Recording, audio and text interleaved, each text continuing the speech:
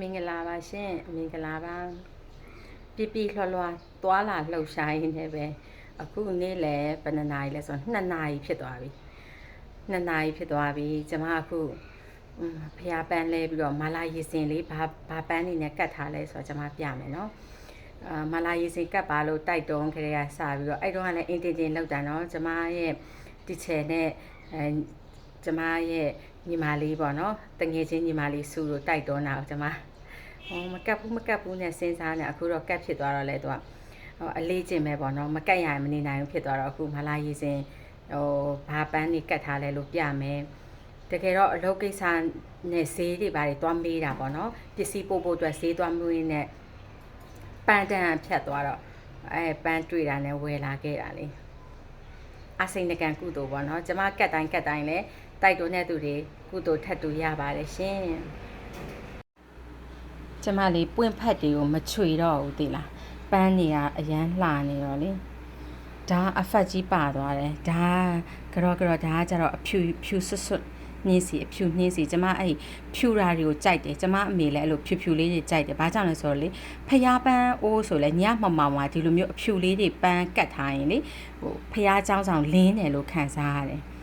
ဒါကကြတော့လေ3ဘိန်းကောင်းရမဟုတ်ဘူးချိုချင်ရောင်လေးချိုချင်ရောင်ဒီထဲမှာကာလာချင်းနေတယ်ဒါကလေဗရန်ပြားလို့ခေါ်တယ်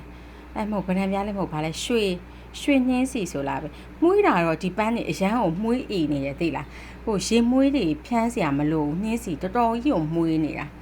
ဒါကတော့ကျမတော်တော်ကြိုက်တဲ့အဝါရောင်နှင်းစီအဝါရောင်လေးပေါ့နော်ဒီဟာကြတော့ဟိုဟာ3ဘိန်းကားရအဲ့လိုမျိုးနှင်းစီ9ပွင့်တော့လှူထားတယ်ဒါပေမဲ့မလှအောင်ဖြစ်နေမလှအောင်ဆိုတာလေထပ်ပြီးတော့ထည့်ရမှာကျမကလေမာလာရေစင်ကရေခဲရေအေးလေးနဲ့ကတ်တာပေါ့နော်ဒီပကံလုံးကတအားကြီးနေသူများတွေဆိုအသေးဆိုင်လောက်ပဲကတ်တာကျမကလောဘကြီးပြီးဒီပကံလုံးနဲ့ကတ်တာဆိုတော့ပန်းကအနည်းလေး10ပွင့်လောက်မှမြိုင်သွားမှာ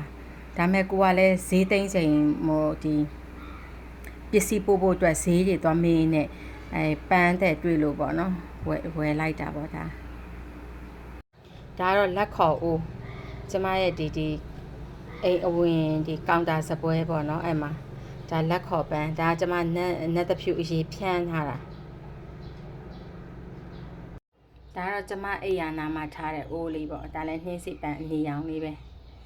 အဲ့ဒါဒီမှာနှင်းစီအနီရောင်ဒါရေတန်6လုံးလက်ပတ်လေးရေတန်ဒါကဝါစိမ့်နီ